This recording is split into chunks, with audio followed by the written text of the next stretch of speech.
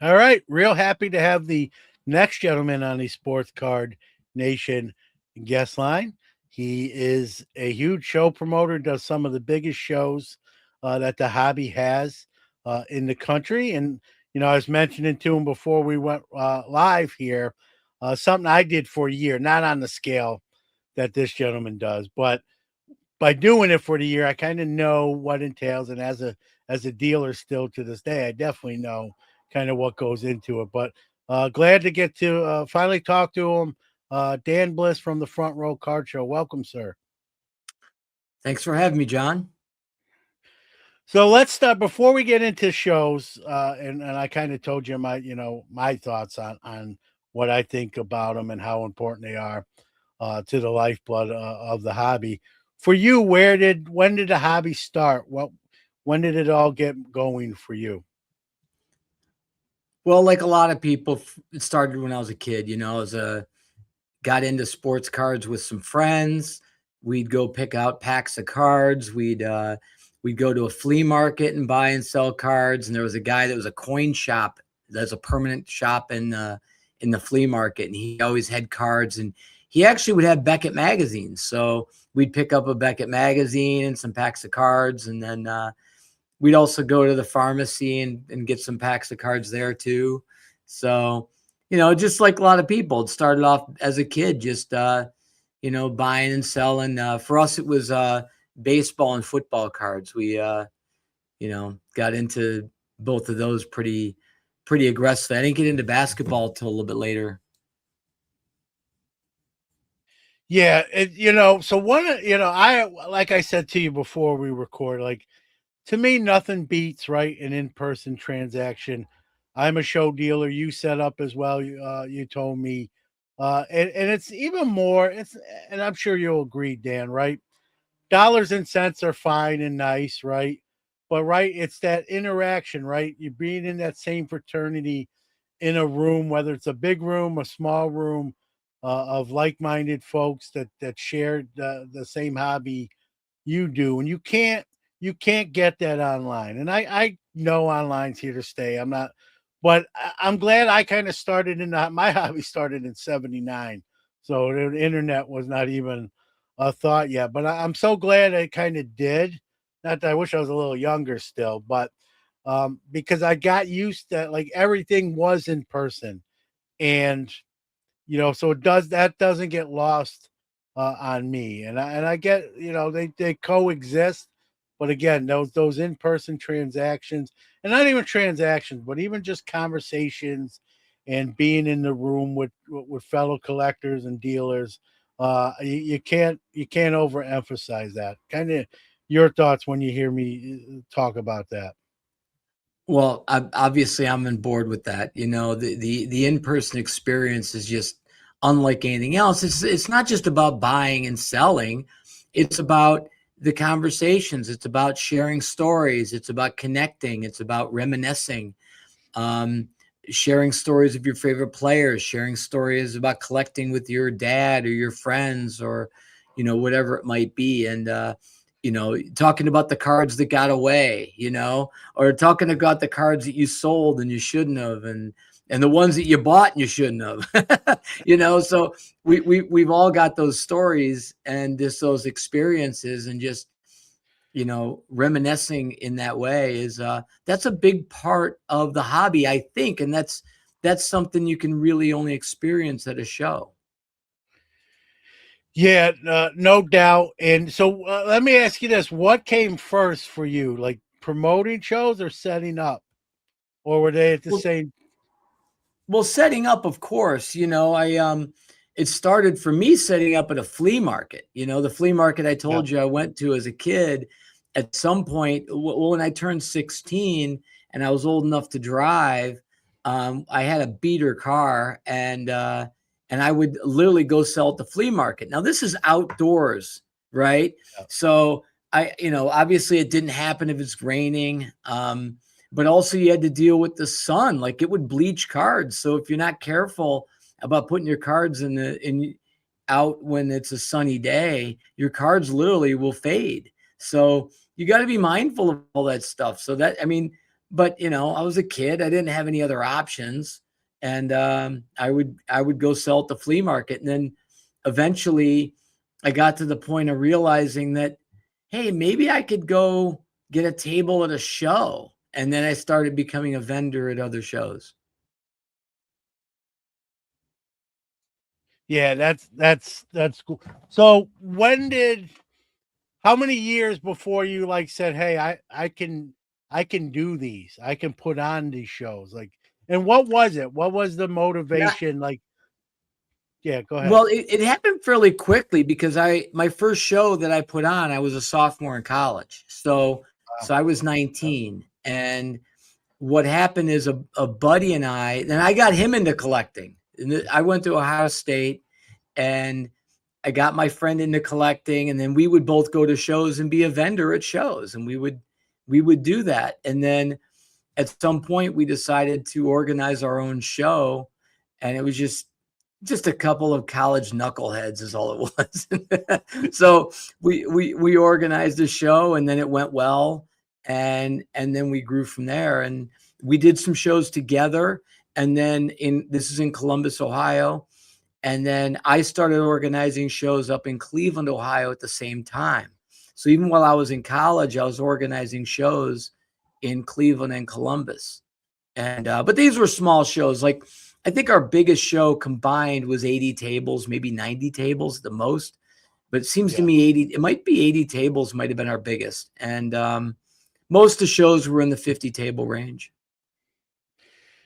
Did you know then, Dan, like, hey, this is something I want to grow and expand upon, and obviously we're starting here, but I see this as a bigger thing, or were you just sort of flying by the seat of your pants? Which is there's nothing wrong with that, but You like, know, did you know?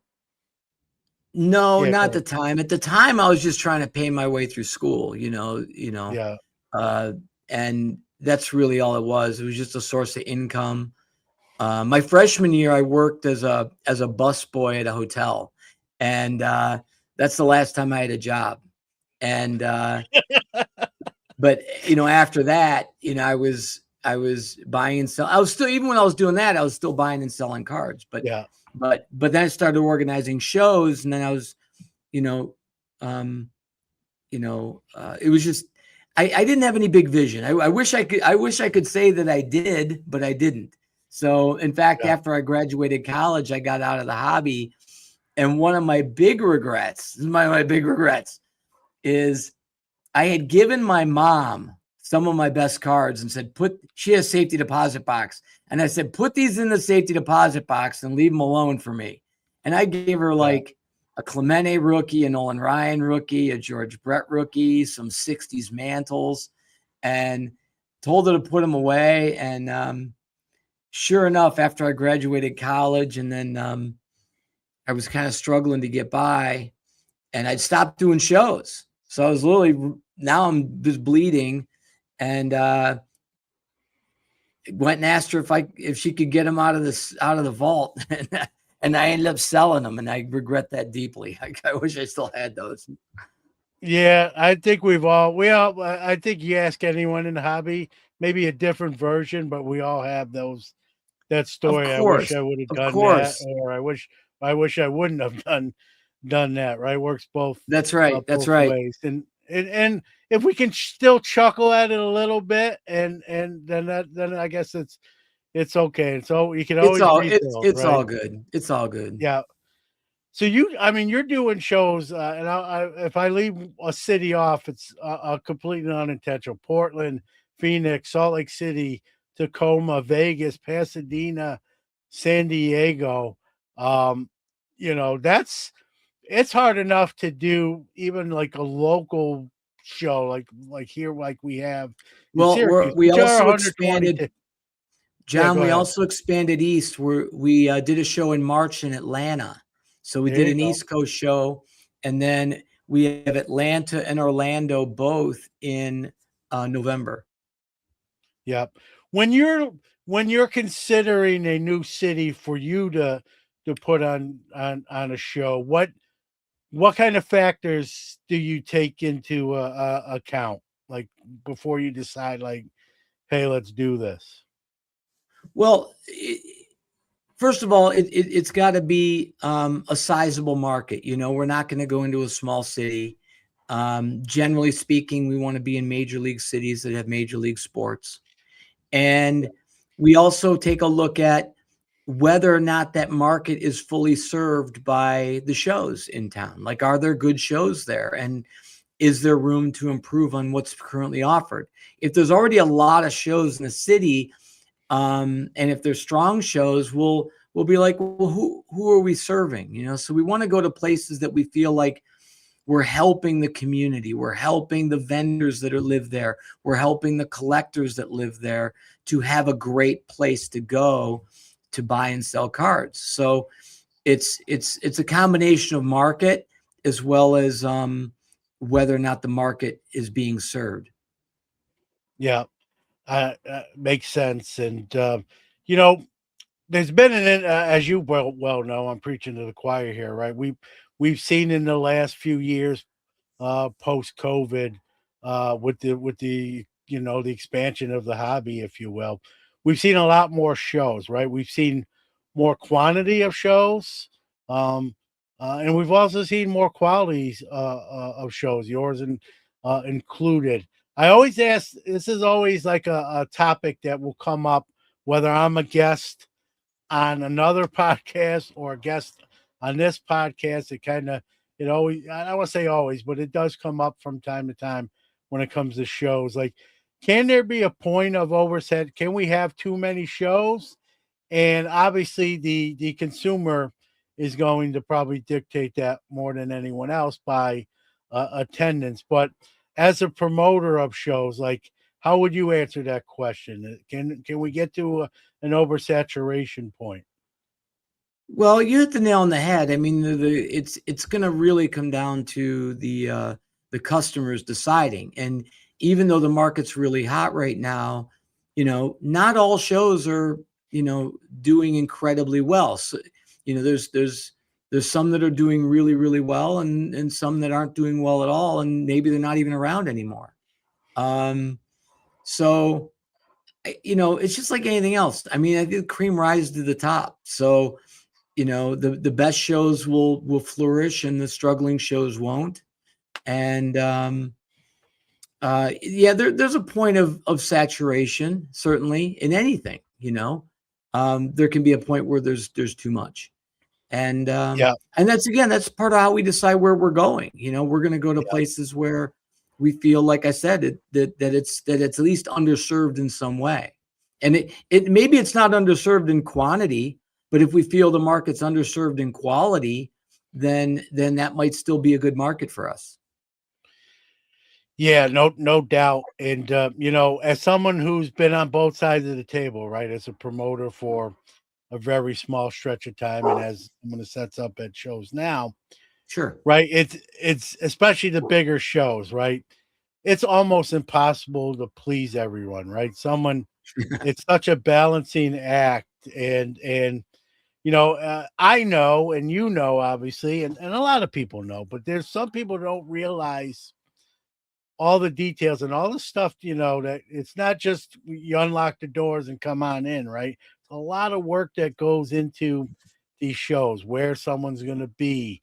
They're not doing this rotation of show something, but they're going to be back in their normal spot. So this guy, this person's going to be here this show, but maybe not next show. And you got all those different personalities, and some people are very hard to please, as we know. Talk about, for those that maybe don't grasp that concept, just the logistics sometimes of putting on a show. Everyone thinks, a lot of people who come to the show don't realize all that behind the scenes stuff. Well, yeah, it can be overwhelming. Like, people don't realize, you know, our average show is very big, John. Our average show is Yeah, 540 tables. That's our yeah, average show. And we're that's doing two a month. So with all the shows that we have coming up, in fact, later this month, we're gonna have a show 3 consecutive weeks. We'll have a show starting end of June and into July, 3 consecutive weeks. And then we yeah, get a little break when you know, late July. Obviously, the Nationals coming, and so we take a little time off ourselves and recover, and then we don't have another show till mid-August.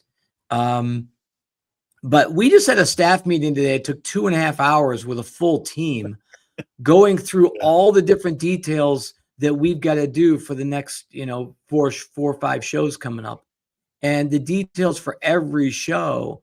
There's just a long list of coordination between, security, tables, um, uh, uh, you know, uh, like dealing with fire marshals, the police, um, Yep. uh, setting up like the coordination of load in. What are the details about that? Then obviously we have all of our advertising, marketing, vendor badges, vendor signs, um, custom signage, prizes, swag bags, sponsors, grading companies. There's the list just goes on, and then you multiply the number of different communications we have with the dealers, and when you've got 500 tables, I mean, you do the math on that. If you had, oh, if we have a 600 table show, and we have a 1 minute conversation with every dealer, it takes 10 hours. 10 hours to have a 1 minute conversation with everybody. Yeah, it's So crazy. if you do the math on how hard it is for all those little things, or even table signs, if it takes a minute for you to make a table sign, it takes 10 hours to do all of them. So the hours it takes to deal with all the different nuances and details for every show is it's back when I was young and I was doing 50 table shows, my mom was taking the phone calls from the dealers Yeah. and she'd write them down on a notepad stapled to a flyer, and that was it. And then I handled the advertising, and it was a lot easier. But I don't know, when you take it up a notch, it's quite a lot of work, and you've got to have a good, reliable team to do it. Yeah, that's a good segue into my next question too, Dan. Like, so obviously, you spearhead this thing, but how many people on staff? I know your wife's instrumental in getting a lot of things done, but overall, Yeah. kind of talk about all the gears that need to work together. Like, how big of a staff are you We've working got with? we've got a full-time staff of 6. We've got a 2,400 square foot office. We've also got storage facilities in 3 different cities, and we've got part-time team. Some of them are travel, some of them are just local. Typically about 10 to 12 in each city. Plus we hire local security, plus we hire police, plus we have set up and tear down people. So there's a lot. Yeah, and one of the reasons I love asking these questions, Dan, is because I don't think people realize all the different things, all the tentacles to Well, this, right? you know, Insurance, and you mentioned yeah. like fire marshals and security and police, and they, again, a lot of people think you get the dealers to set up and you open the doors, and then when the show's over, you lock up and turn the lights out. And obviously, No, it's way more than that. and we've even got cleaning crews. We got to have cleaning crews, and Yeah, then we have tablecloths, and then those have to be laundered. I mean, there's so many different details that people don't realize. But you know yeah, what? Here's the beauty, John, is that if we do it right, it feels easy.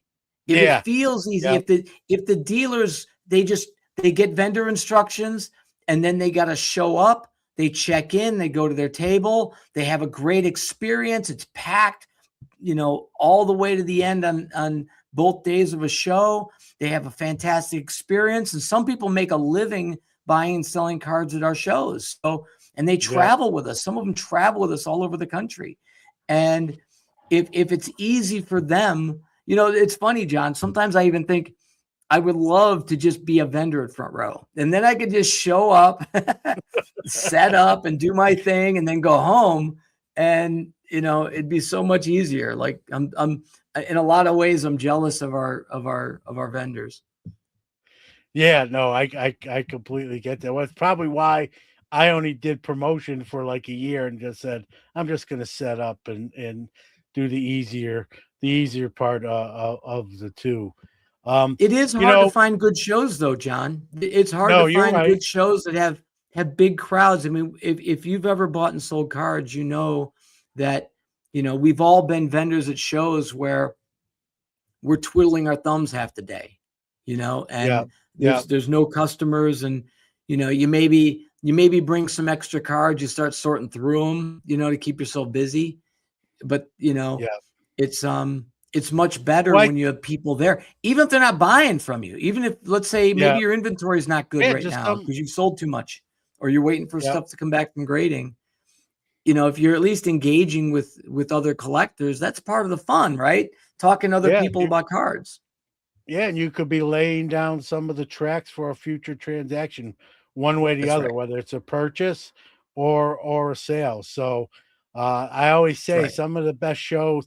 I don't always measure a show I set up at just solely on dollar signs, right? It's all that other stuff taken into Yeah, you account. you never know what your sales are gonna be, because and Yeah, you never know what buying opportunities you're gonna get, right? So yeah, both yeah, buying and selling, it's so random. Sometimes show is packed to the walls, and you don't do as well. And maybe it's because your inventory is not good, or maybe it's just the yeah, randomness of who came in the door. Um, yeah. and then buying opportunities, you never know what you're gonna get. Sometimes, you never And know that's when the something's gonna fun. walk in the door. That's some of the fun, Dan, is not knowing, right? It's just That's that true. That's true. anticipation and, hey, what's this show going to be like? What is, what kind of cards I'm going to look at that are for sale? Then am I going to be we'll be able to come to consummated deal. So it's all that anticipation and suspense that I enjoy that even in my advanced age here. I Right. did Well, my we all first love. show as yeah, go Yeah. ahead. If you're in the hobby, we all love, whether you're just an attendee or you're a vendor, the serendipity, the randomness. You don't know what you're going to see Yeah, today, and um, that I think is a big part of the fun of being in the hobby. But I will say, John, I take it very seriously as a promoter, the role of promotion. yeah, Um, you know, I feel that when someone books a table at a front row card show, that my job is to give them a table, two chairs, a tablecloth, and a crowd. You know, and yeah. that's my job. So I work my butt off to bring a big crowd, so that every vendor, number one, has fun, because it's fun to be at a busy show. And Yeah, number two, has at least an opportunity to have a great weekend. And that's all yeah, I can do. I can't make people buy from you. I can't make people sell yeah, things to you, but yeah, I can fill the room with collectors, and then the rest is up to you. yeah, and it's nice hearing you say that. Here's where I'm going with this too, Dan. Is I always feel like there's two type of promoters, right? Maybe three. Someone maybe one fits sort of in the middle, but there's someone like yourself, let's say, who really cares about the show they're putting on and wants it to be the best possible for the dealers who are, paying for that space, right? Like you said, I can't Right. guarantee you sales or buys, but I want you to have the opportunity with people through the door, right? That's right. And that's nice to hear because I think there's another type of promoter that it's just quantity over. It's just like, hey, the more shows I do, the more tables I can sell, the more money goes in my pocket. It's sort of one sided, one dimensional, if you will. And I think that kind of comes along with the explosion of the hobby is, just like we see like people who sell cards kind of get in it for the quick buck. I think that, I don't think we talk about it often enough. I think there's people who get into show promotion for just the dollars of it and not caring about their clientele or their customers too, which are, Well, are not even you like know, you said, not only the dealers, but the people coming through the door as well. right. I care about both of them because I'm a collector too. I love going to shows. I really do. And So I look at it through both lenses. I look at it through the attendees lens, and then I look at it through the vendor's lens. Like, what kind of a show would I want to be buying and selling at? What kind of a Yeah. show do I want to be at? And, John, we undersell tables at all of our shows. Every one of our shows, Yeah. we can sell more tables. Every show we do is sold out. And every show we do, we could easily sell more tables. And in many cases, we have room to sell more tables, John. Yeah. We have room to sell more, and we choose not to because we don't want to dilute the customers for our vendors. So we want to make sure our vendors have a good experience. Yeah. How many times you see, and I won't mention names, just to be nice about it, right?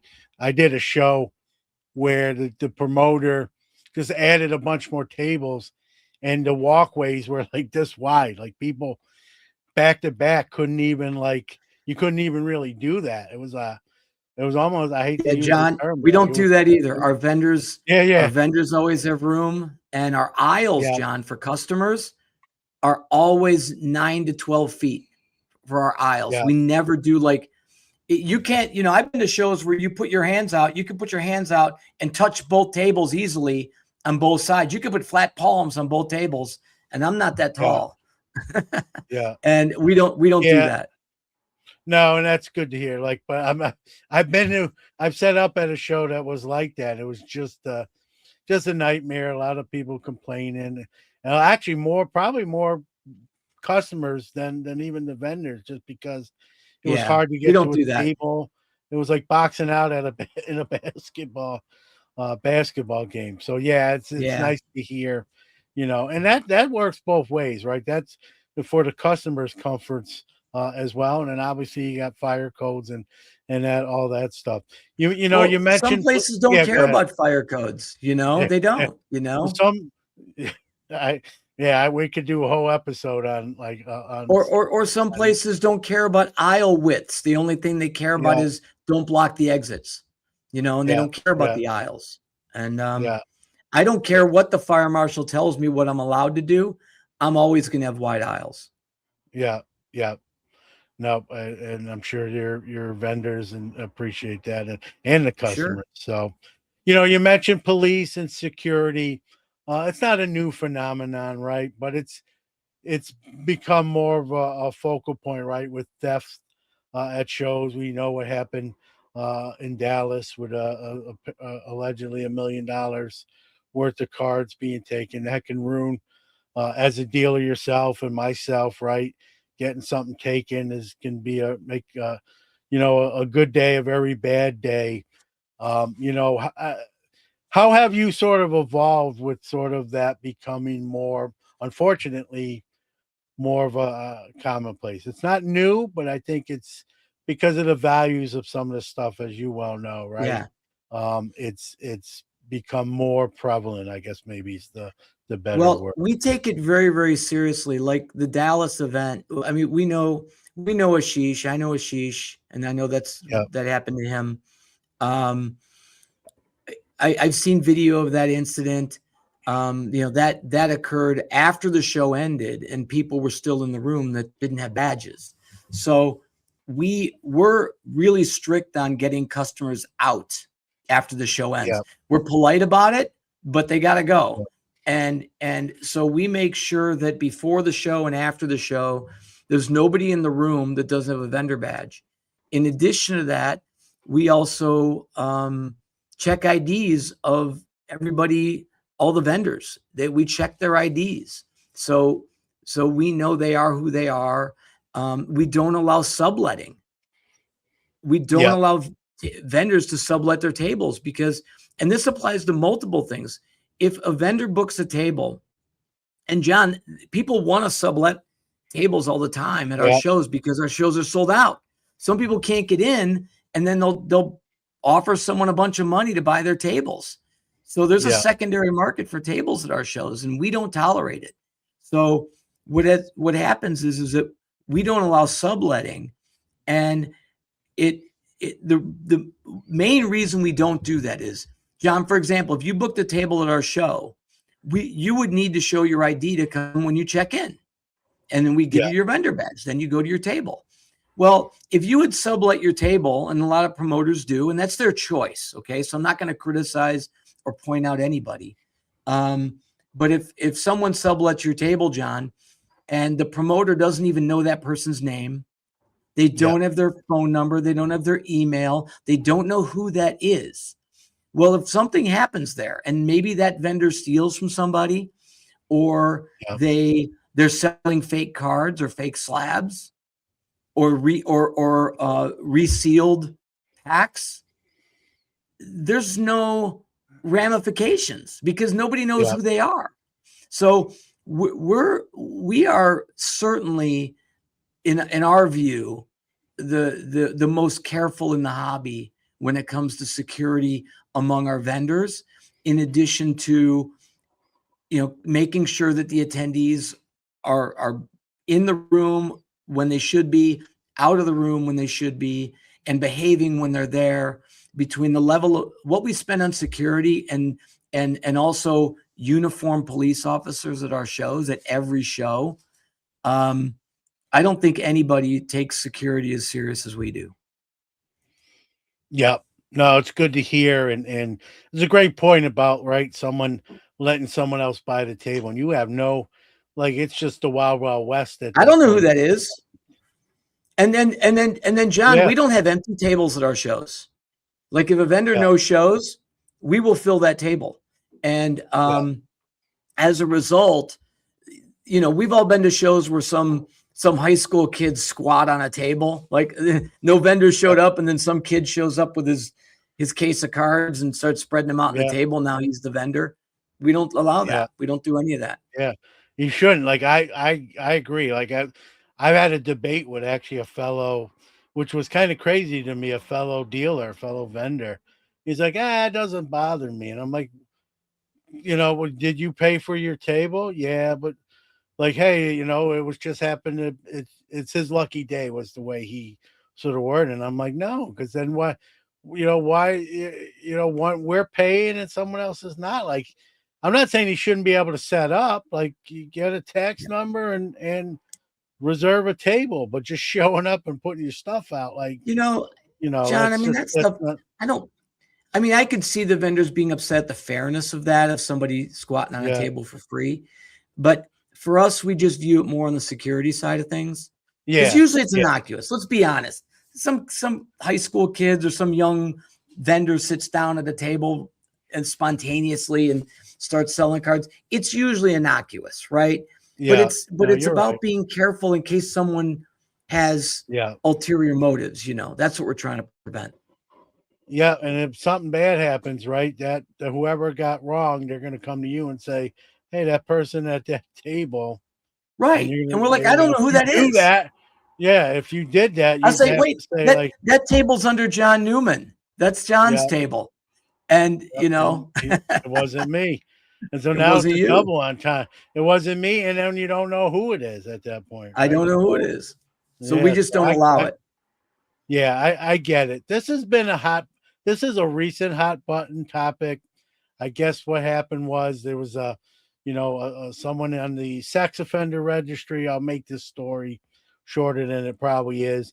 Was set up at a show, and the topic of safety for kids at shows came up, and then, so now the debate is like, and all vendors should have a background check done, and I have a little working knowledge. I'm not a background check expert, but I do have a little bit of working knowledge. Um, it's not hard to do, but it's also not easy to do. It's somewhere in between. It's also an added expense. Now there are services where you can pay one fee, but again, what you already do so much of, like, what kind of where do you how do you answer that when someone maybe brings that topic up, if you will? That's a good question. Uh, we're very careful with our vendors. Again, as I said, we check IDs for everybody. In addition to that, we Yeah. have police on site at every event. So we've never had an incident Yeah. where, someone's gone missing or someone's been molested, or, we've never had any inappropriate activities at our events because of we have police and security on site. Now that said, we now, because we were made aware of that situation, we now make all vendors agree that they don't have a, a record on Yeah. one of those registries. And it got brought to our attention about one of the vendors that could not acknowledge that. And Mhm. so we've had to deal with that situation. And, and that's, I mean, it's something we take very seriously. And, we've got um, uh, a significant female team that runs our shows. My wife runs our shows. Um, Most of our staff is female. Obviously we have security and whatnot at all the shows, but most of our security is female. So they're very particular about making sure that nobody is an offender at our shows, and we're very conscious of it, probably more than most people, because we have such a predominantly female team. Yeah, and I think too, right? You get to know you do, your vendors that do a lot of your shows, like you said, that even travel with you to, I think you get to know them on a personal level. Like the local show I do here in Syracuse, it's about 110, 120 tables. We have one show called the Mega Show. It's towards the front end of December. That might be 250 tables. Um, that's big for Central New York. But Right. I've done. His name is Lynn. I've done Lynn shows for 20 years, so he knows me very well. He knows a lot of the vendors who've done the shows for many moons and many years. So, like anything, you get to know on not even just a hobby level, but you get to know them on a personal level, including family and all that thing. So We that we goes a also have a long little way too. luxury, John, of because we do so many shows, and our shows are really strong, and it's hard to get into a lot of our shows. Like, it genuinely is, because we have long wait lists to get in, and our shows sell out so fast. Um, we have the luxury of curating our vendors. So we really do try to carefully choose what vendors are at our shows. And Yeah, like you said, we have a lot of regulars. So we have people that travel and do a lot of our shows, and we know them really well. Like, we'll go out to yeah, dinner with them, because we know each other genuinely. We see each other, monthly or twice a month if they're traveling with us. So yeah, I think, it becomes a community, and yeah. I think that's an important part of the hobby too, is the relationships that are gained within the hobby. Yeah, no doubt. One of the things I wanted to ask you about, right?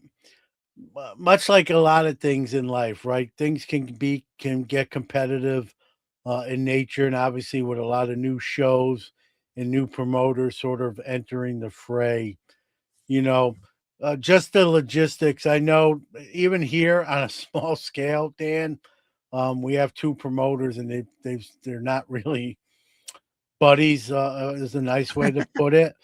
And so they're scheduling shows on like the same days, maybe, 5 miles apart or 10 miles apart. For you, do you try to like get along with as other promoters, or are you sort of like, hey, I got so much work to do on my own, like I really just need to focus here on just talk about the dynamics of with other promoters and other shows and how easy or not easy that is. We get along with everybody. So we don't trash talk anybody. We don't talk about other promoters. We don't talk about other shows. Yeah, Certainly not in a negative way at all.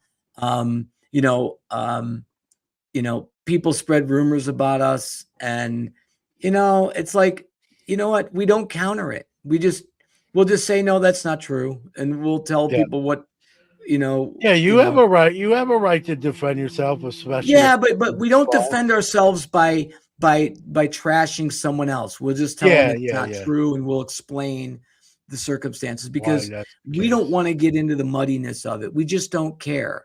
We Yeah, Our view is, we're going to put our heads down and run great shows. And if we run great shows, everything will take care of itself. And if people want to trash talk us or hate us because of whatever, you know what? They can do that. We can't address that, especially with the internet these days. There's always going to be Yeah. people saying things about whatever, but we're not going to contribute to that. We genuinely Yeah. don't. I can tell you once a long time ago when I was young and I was doing the shows when I was in college, I organized a show and then another guy organized a show 5 minutes away. And this is a crazy, John. He sent a person dressed as a chicken in a big chicken suit, like a San Diego chicken costume, stood out in front of our venue with a sign directing people, no, go down the street. The card shows that way. See, that's dirty tactics. That That's was like, crazy. it's funny, but like that's just bad at it. Like you don't do that.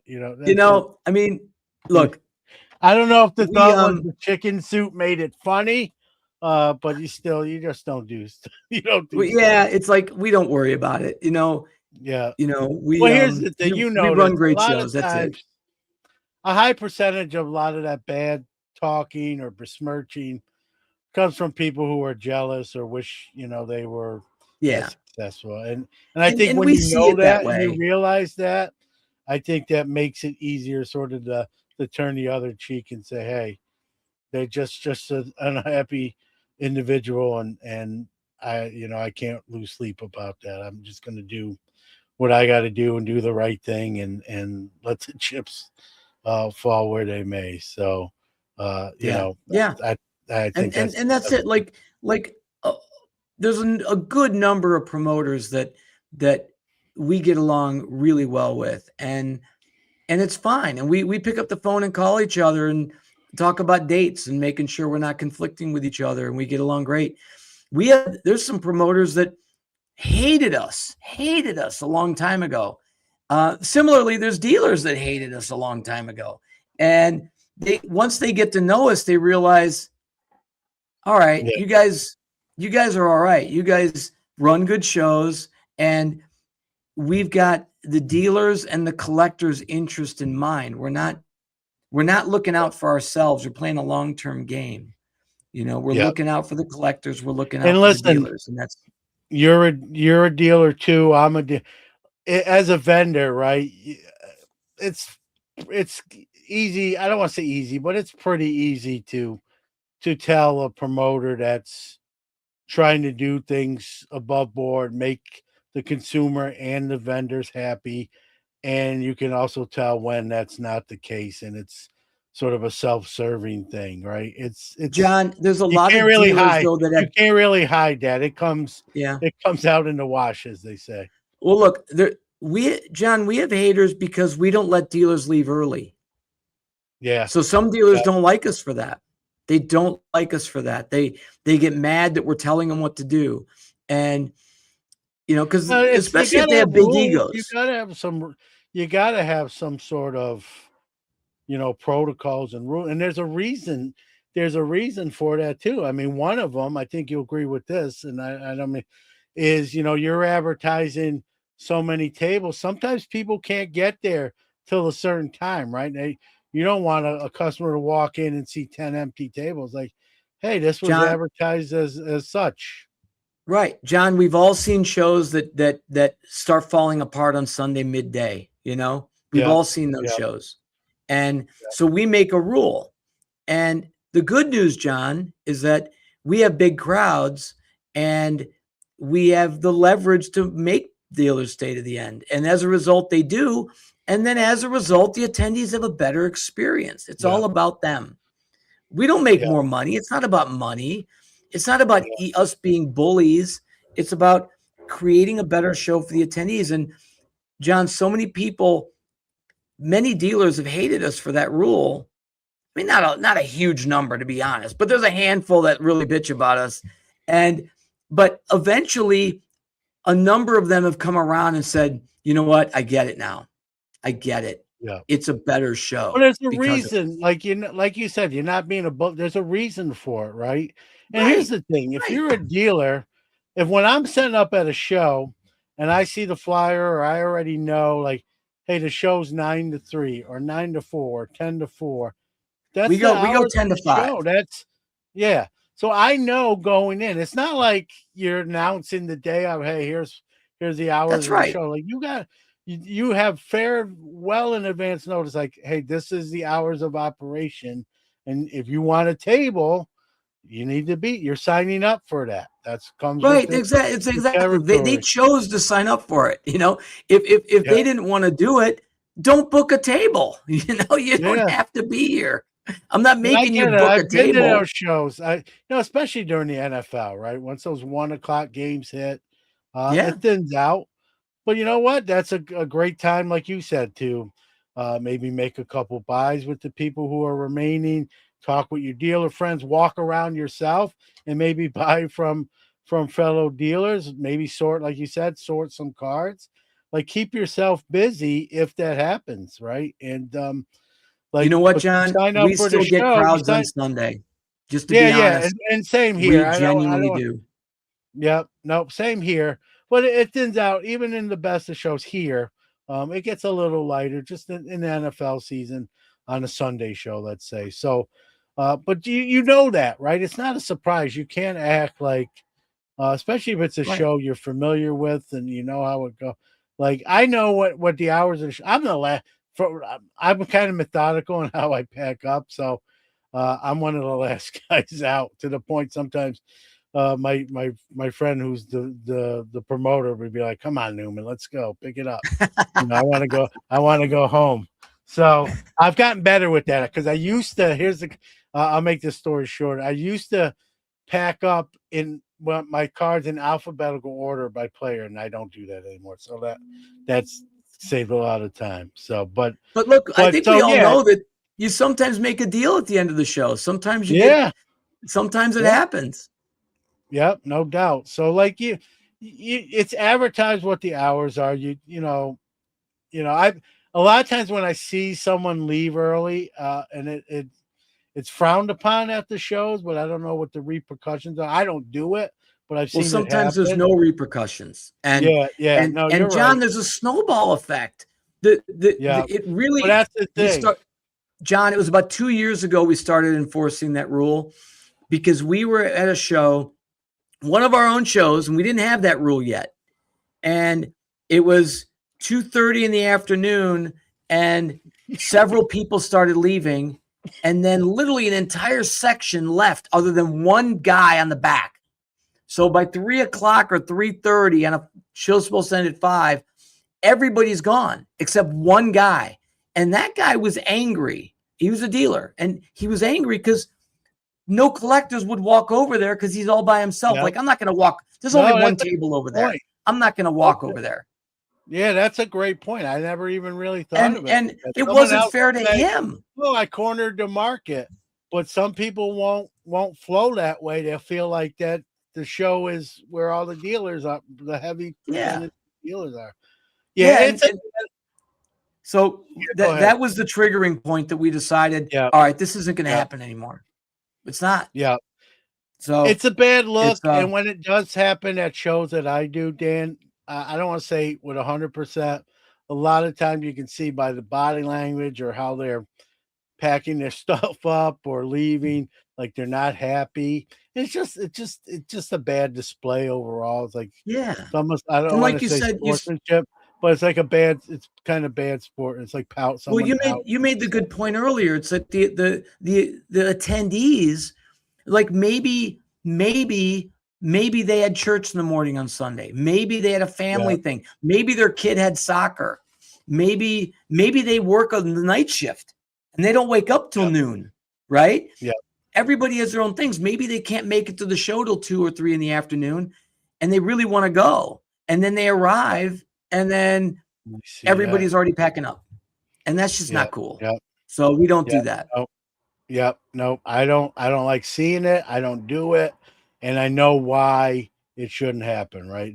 Right. It's not even a one-sided thing. It's both sides. It's a dealer. That's right. It's more than two sides. It's the promoter, the dealers, and the customers, right? It doesn't look good all around, and there's a reason. You advertise, hey, the show is from this time to this time. That's like there's no secret. It's not a secret club where now we announce the hour Right. now that the doors are It's, open. no, So it's not a people, surprise.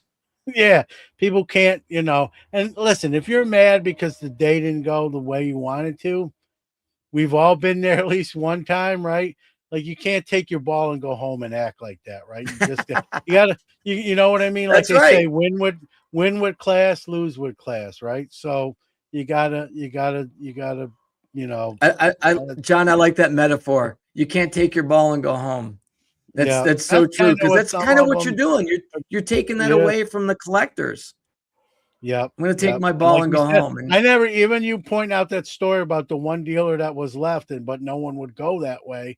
I never even thought of that angle too. So that's yeah, another ripple. That's another element that I didn't even think about. So like, yeah, someone might say some dealer might say, "Oh man, I'm the only dealer now in this corner. I'm gonna corner the market, so to speak." But if people just think, well, that the show's over here, that's not really the show.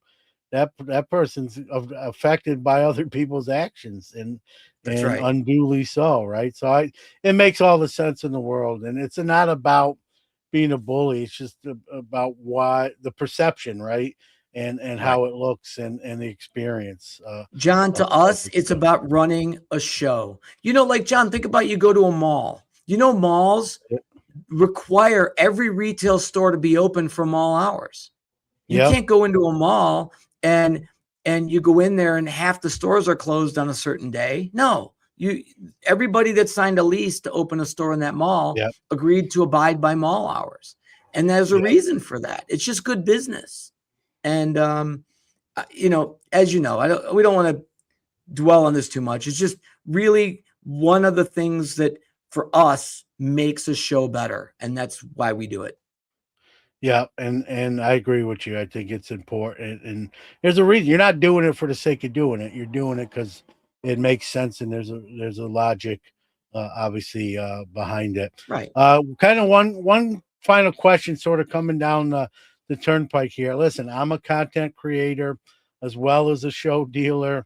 We've seen the explosion. We've seen the explosion of everything in the hobby, from shows to prices realized, and we've seen even content creation on a show floor with people filming with camera crews, and you get there's really two sides. There's no in betweens. People either love it or they disdain it, right? Oh, I can't stand it. And as a promoter, how do what's your stance, and how do you approach that topic, which can, there's both sides of the aisle. There's two sides of that coin. Well, I mean, you're always going to have people creating content in today's world. I mean, it's just Yeah. it's Yep. it's it's it's everywhere. So, we actually post signs, in the lobby that explain that there's going to be, filming and content created at the show. Um, so just so people are aware and they're not surprised. Um, we allow people to do what they're doing as long as they're not encroaching or impinging on other people. So, you know, um, I just think that's part of life nowadays, whether you like it or not. So we don't feel like it's a controversial thing generally. I mean, if somebody's getting in your face and filming you and you don't want to be filmed, you know, um, we've really never had a big issue with that before. I imagine if that's something that occurs, you know, um, we would handle it tactfully and professionally. Um, Yeah, and I think you but said it's it. it's The it's a if it like I think most people go to shows now, Dan. I don't want to paint with a broad brush, but I think most people go to shows. It's sort of part of the terrain, like, right. Like if you haven't right. figured that out now, like where have you been? And I don't mean that as harsh as that might have came across, but I think you said it. I think something you said really I notice like as long as it doesn't like become an issue, like you said, Yeah. someone's following someone around where they don't want to be. Like, hey man, get out of my face with the camera. Like, Well, and John, you might have seen this too. I've seen people where they're doing a deal and they're either buying something or selling something, especially if it's something expensive, and they say, "You know what? I don't want to be on camera for this." And then I've never seen that not honored. You know, yeah, if somebody's yeah, filming something or filming a deal, they'll say, "Okay, that's fine, not a problem." And obviously, if that person were still being filmed, we would certainly step in and say, "Hey, this person requested not to be on yeah, camera." So, um, and I get that. Maybe they don't want that for their safety, whether they're buying or selling something that means they either have cash or a valuable item yeah. with them, and they don't want to be on camera for their safety. So I totally respect that, and we always will. Yeah. And I think I don't want to say there's a right answer and wrong answer, but that for sure makes sense, right? You're if someone's experience is being affected and you know about it, it's easy for you to say, hey, like you can film, but if this person is telling you they don't want to be, please respect them and go to the, move on along to something else, right? Um, or maybe you won't be allowed in if you can't do that. So Well, don't and get to that John, point. vendors listen to us, Yeah, because they want to be in our good graces, which is it's a nice position for us to have, that everybody will respect and honor our rules. And again, I think that leads to a better card show. yeah. Well, listen, you don't need me to tell you this. As a promoter, you've got your priorities in order, and I think your vendors and your customers are all the more better off for it, and obviously the shows that you put on are better off for it. So it's nice to see that, and keep up the continued success. I don't know if you ever make it into to central New York. Our market's maybe not as big as some of those other cities we mentioned, but if you do, let me know. I would gladly love to set up at a front row show. But as always, I give the guest Dan give out where people can find out where your shows are coming and when, and the times that they're open from, website, social media, anything you want to put out there. Take your time and get that out there for folks. Well, thank you, John. You can find us at frontrowcardshow.com, frontrowcardshow.com. It's one word. You can also find us on Instagram and Facebook at Front Row Card Show. And we're all over now. So so Vegas is our home market. We're in Pasadena, we're in Phoenix, San Diego, Seattle, Portland, and then coming to the East Coast in Atlanta and Orlando, and newly Salt Lake City. And you'll find us in some other markets soon. So if you want to learn about us, find us Front Row Card Show, and you can find our information everywhere. Well, listen, I know you're a busy guy. I appreciate you making some time for us here at Sports Card Nation. Thanks, Dan, and continued success. Great. Thank you for having me, John.